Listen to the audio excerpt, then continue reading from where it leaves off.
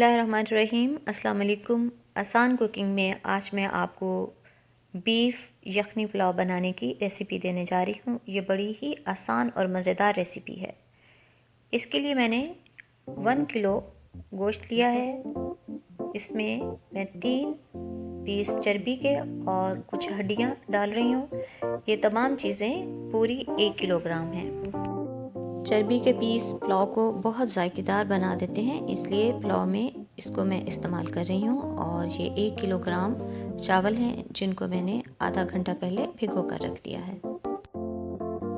यखनी बनाने के लिए ये मेरे पास 4 लहसुन के जवे हैं। ये बड़े साइज़ के जवे हैं, छोटे हों तो फिर आप 6 से 7 भी कर सकते हैं। ये 2 छोटी प्याज हैं, इनको मैंने छीलकर इस तरह से रखा है, इनको काटना नहीं है। और 1 खाने का चम्मच सूखा धनिया है साबुत, 1 खाने का चम्मच ज़ीरा साबुत, 1 चाय का चम्मच सौंफ साबुत, 2 टुकड़े ये दालचीनी के हैं, 4 से 5 लौंग हैं और 2 बड़ी इलायचियाँ हैं। ये सब चीज़ें हम यखनी बनाने में इस्तेमाल करेंगे। मैं ये यखनी प्रेशर कुकर में बना रही हूँ। और फिर गोश्त को प्रेशर कुकर में डालने के बाद इसमें ये सारे मसाले शामिल कर देने हैं। और फिर इसमें हम डालेंगे 2 लीटर पानी और 20 मिनट के लिए हम प्रेशर कुकर को बंद कर देंगे। इसकी लिड लगाकर हम इसके ऊपर वेट रख देंगे। पानी में डाल रही हूँ। पानी डालने के बाद जब प्रेशर कुकर में यखनी तैयार हो जाएगी तो हम इसमें से हड्डियाँ और बाकी ये तमाम मसाले जो हैं उनको स्टेन कर देंगे और यखनी अलग कर लेंगे। 1 कप ऑयल मैं इसमें बर्तन में डाल रही हूँ और इसमें 2 खाने के चम्मच लहसुन अदरक पेस्ट डालकर मैं लहसुन अदरक पेस्ट को हल्का ब्राउन करूँगी। और फिर उसके बाद मैं उसमें तली हुई प्याज डाल दूँगी। आप चाहें तो ताज़ा प्याज को काट कर ब्राउन कर लें और फिर उसके बाद लहसुन और अदरक पेस्ट डालकर उसको फ्राई करें।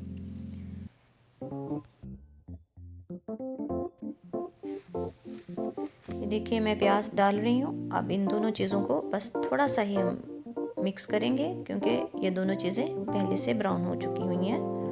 और अब इसमें ये मैं गोश्त डाल देती हूँ जो मैंने यखनी में से अलग कर लिया था। तली हुई प्याज ये आधा कप थी जो मैंने इसमें डाली है। थोड़ी सी देर के लिए गोश्त को हम फ्राई करेंगे और फिर आधा कप मैं इसमें दही डाल रही हूँ। दही डालकर गोश्त को हम भूनेंगे और फिर उसमें हम ये नमक और 1 चाय का चम्मच काली मिर्चें डालेंगे। नमक आप अपने जायके के हिसाब से डाल सकते हैं। और अब हम इसमें यखनी डाल देते हैं। यखनी मेरे पास 1.5 लीटर है क्योंकि हमारे पास चावल 1 केजी थे। तो अगर आपकी यखनी कम हो जाती है तो फिर आप उसमें थोड़ा पानी ऐड करके इसको 1.5 लीटर कर लेंगे। और अब ये मैं सब्ज़ मिर्चें डाल रही हूँ उसमें 6 से 7।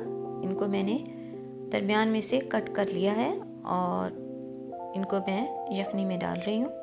यखनी में मिर्चें डालने के बाद पानी को थोड़ा सा देखिए जोश आ रहा है, बहुत ज़्यादा पानी को खोलने नहीं देना।